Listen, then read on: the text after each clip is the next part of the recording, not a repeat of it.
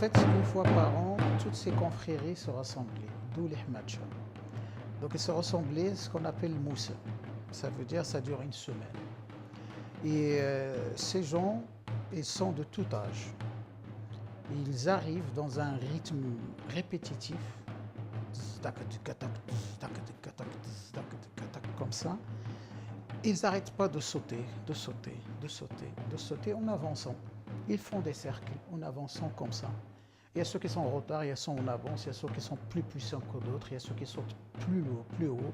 C'est comme aussi les sauts du Maasai, c'est comme ces choses-là, quoi. Et donc nous, on est pris par ce rythme, souvent on est pris par ce rythme. Après, ils s'y mettent à faire des trucs, donc ils sautent et en même temps avec de la respiration aussi. Donc dans la respiration, ils disent Dieu est vivant, ça veut dire Hey Allah, Hey Allah, Hey Allah, Hey Allah. Donc c'est incroyable quand on insiste à ça pendant une période, pendant un moment. Ça veut dire forcément on est pris par ça. Et donc moi j'avais 5 ans, donc je les suivais, j'aime bien ça et tout ça. Mais d'un coup ils se mettent à faire du truc bizarre, donc j'ai peur. Mais en même temps, je suis attiré, en même temps j'ai peur, en même temps j'ai peur de ma maman qui me voit, en même temps j'ai peur d'eux qui m'approche parce que je ne sais pas ce qui peut m'arriver. Il peut m'arriver rien, mais pour un enfant de 5 ans, je ne sais pas, on se croit des choses, on se fait des histoires, mais voilà.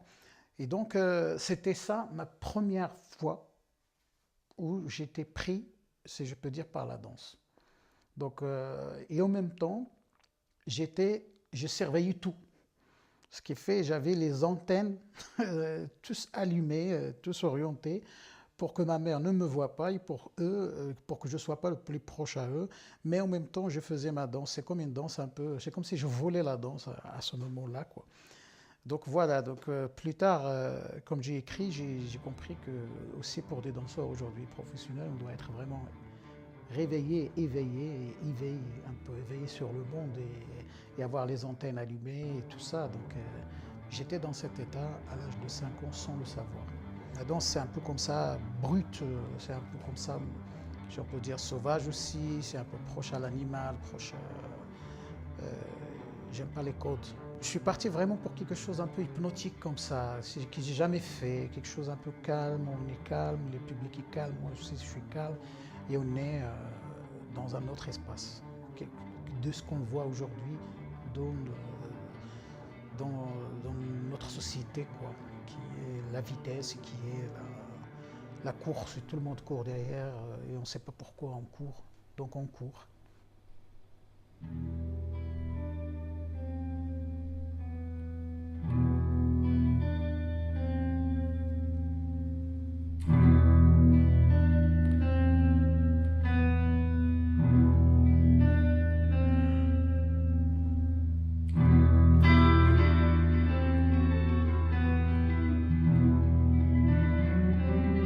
Pour qu'on explose, de quoi on est rempli, de quoi, pour qu'on, voilà, donc c'est, et cette question de quoi on est rempli, je me la suis posée à moi aussi, donc de quoi je suis rempli pour que je puisse exploser sur scène en alerte aussi.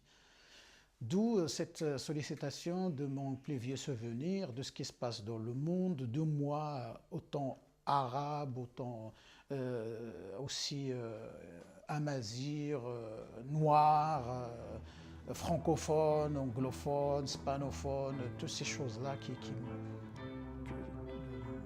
je suis fait de tout ça, on va dire.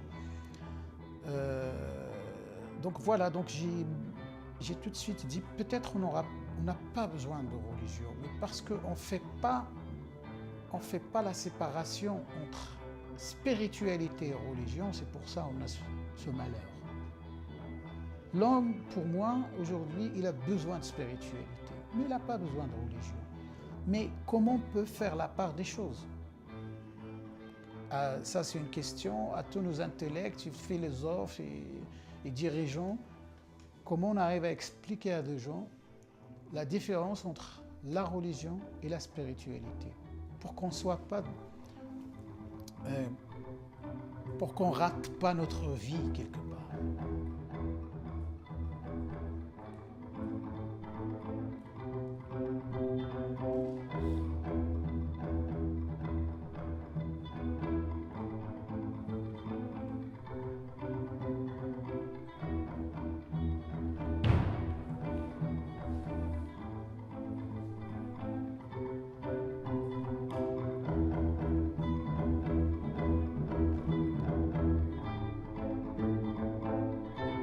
dénude de tout ça, quoi. Donc, comme j'ai dit tout à l'heure, c'est incroyable, on voit un enfant danser, on est génial, on est tous heureux, tous les parents, tous les voisins, tout le monde est heureux.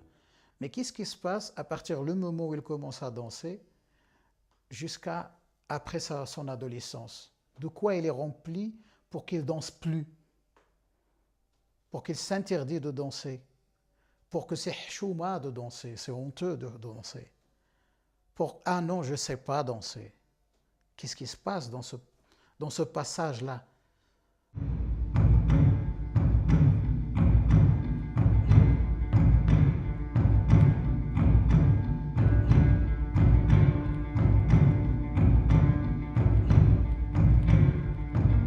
Moi, je crois toujours à cette chose qui dit on devient vrai après quand on est vraiment fatigué. On n'est plus sur les spectaculaires, ou sur je sais danser, ou sur je suis. Quand je suis épuisé, là, je suis vraiment vrai. Et donc la première 30 minutes de la pièce, c'est vraiment aller vers un épuisement. Et c'est aussi une pensée à l'épuisement du spiral, à l'épuisement de la transe, à l'épuisement de la répétition du mouvement, à tout cet épuisement qui existe dans Ahmadja ou dans Gnawa. Donc je ne le prends pas comme il est, mais je le fais à ma manière, d'une danse qui réfléchit plutôt qu'une danse qui va comme ça. Donc c'est pour ça que je m'épuise. Donc je vais au plus profond de moi et dans mes dernières réserves pendant 30 minutes, vraiment pour atteindre cet état de vérité qui est ma vérité. Donc où je suis plus sur la monstration, où je suis plus l'efficace, où je suis plus le wow, l'énergie. Je suis celui qui est fatigué et qui doit continuer maintenant son chemin. Donc, à partir qu'on est fatigué, je pense qu'on fait appel à d'autres choses, à d'autres ressources qui sont en nous, mais on les nie. On n'a jamais le temps d'aller les voir parce qu'on n'est jamais fatigué réellement. Donc c'est là où il y a autre chose qui apparaît. Après la fatigue, c'est d'autres pensées. Il faut survivre. Et donc, l'être humain, automatiquement, voilà, il va épuiser en soi, il va trouver d'autres choses. C'est aller au profond de nous. Et donc ces choses-là qui apparaissent, c'est là pour en alerte, d'un coup il y avait ce côté plastique qui sort. Voilà, donc je rentre dans ce spirale de vie, dans ce courbe de vie, de ce cercle de vie que tout tourne. Tout tourne. Le jour, la nuit, le lever de soleil, le coucher de soleil, les plantes qui se lèvent, qui s'éteignent, les majras, les planètes qui tournent, la Terre qui tourne, les atomes, tout ça tourne, tout ça. Et ta tête? Au Maghreb qui dit Ras li ma yadur hajra. La tête qui n'arrive pas à tourner, c'est une pierre. Et donc, il faut qu'on tourne nos têtes un peu. Il faut qu'on chamboule tout ça et qu'on remue tout ça et qu'on requestionne tout ça pour pouvoir voir un peu clair, pour poser des vraies questions. Arrêtons de garder arrêtons de faire de nos têtes, de nos cerveaux des pierres, parce que ce ne sont pas des pierres, c'est des liquides. Et donc, la force de l'eau, c'est quand il a un obstacle, il se sépare en multiples pour qu'il se retrouve encore plus fort plus tard. Et donc, il faut faire tourner cette tête un peu. Il faut que cette tête un peu tourne d'un sens comme dans un autre, pas juste dans la même direction de oui ou de non. Il faut qu'il arrive à réfléchir. Et quelque part, cette question de tête et de nuque, et voilà, et de haut et de bas, voilà quoi, c'est aussi un peu, je touche un peu aussi à certains peintres, certaines photos qu'on prenait vite et qu'on voit juste une tête en flou comme ça, mais on voit un corps clair. Et dans ce moment, je suis vraiment une qualité d'arbre quelque part, je suis enraciné vraiment, on parle tout à l'heure du sol, je suis vraiment, j'ai les pieds et les jambes, les pieds étalés dans le sol, enracinés. Mais la tête, voilà, il est en question. Voilà, vraiment, il est dans des vraies questions.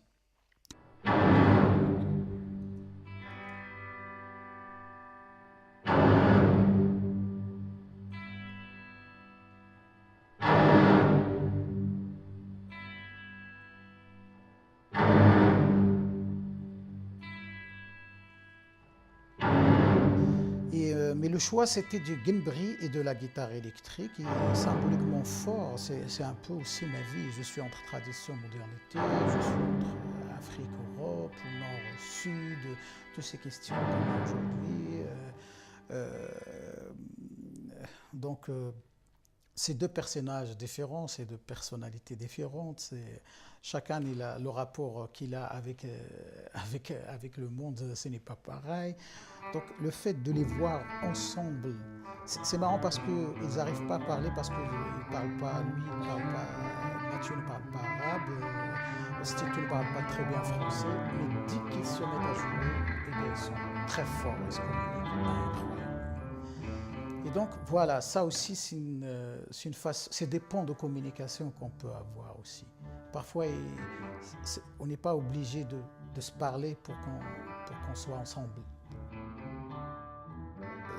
La guitare électrique, le tambour, le gimbri, c'est des instruments qui me fait. Donc, la guitare qui me font, c'est la guitare, il me parle dans la tête, mais le gimbri, il me parle dans le cœur. Voilà, donc... Mais tu creuses dans ce gimbri parce que j'ai déjà entendu le gimbri dans Alif, j'ai déjà entendu le gimbri en dehors de la danse, mais j'ai l'impression qu'ici le gimbri il résonne autrement quand je l'entends parce qu'il y a un plateau où il y a ton corps, ton écriture, il y a le gimbri, il y a Mathieu avec sa guitare et il y a en alerte une sorte de composition totale avec tous ces éléments. Il est autre le gimbri ici. Oui, c'est une vraie composition et le gimbri c'est moi, en quelque sorte. Donc, si on peut résumer, c'est moi.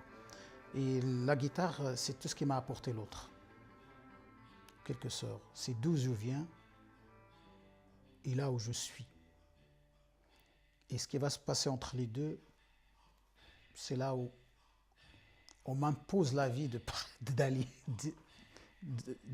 C'est là où j'y vais, quoi. Donc voilà, normalement, après Aleph, je voulais arrêter avec le gimbri, mais j'ai senti que c'est pas fini. Donc c'est pas du tout fini.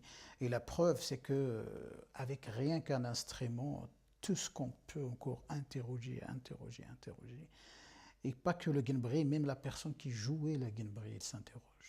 Et donc pour moi, c'est important aussi qu'un musicien traditionnel comme ça vienne et rentre dans cette structure, et dans cette écriture, et dans cette interrogation, et dans ces questions, et dans ce monde un peu, et qu'il voit les choses différemment, et qu'on sort aussi de cette folklorisation des choses. Donc c'est le malheur de la musique traditionnelle, c'est le tourisme et le mot folklore. Mais là, le gimbri, il s'impose autrement. Si on ne l'appelle pas gimbri, ou peut-être personne ne sait que ça s'appelle gimbri. Il devient autre chose, sans qu'il perde sa force, sans qu'il perde d'où il vient, sans qu'il perde sa cosmogonie, sans qu'il perde sa sensation forte, et ce qu'il mobilise aussi, et ce qu'il arrive à imposer. Il tape, comme j'ai dit, dans le cœur. Et voilà, donc mon équilibre dans cette histoire, c'est qu'il y a un instrument pour le cerveau et un instrument pour le cœur.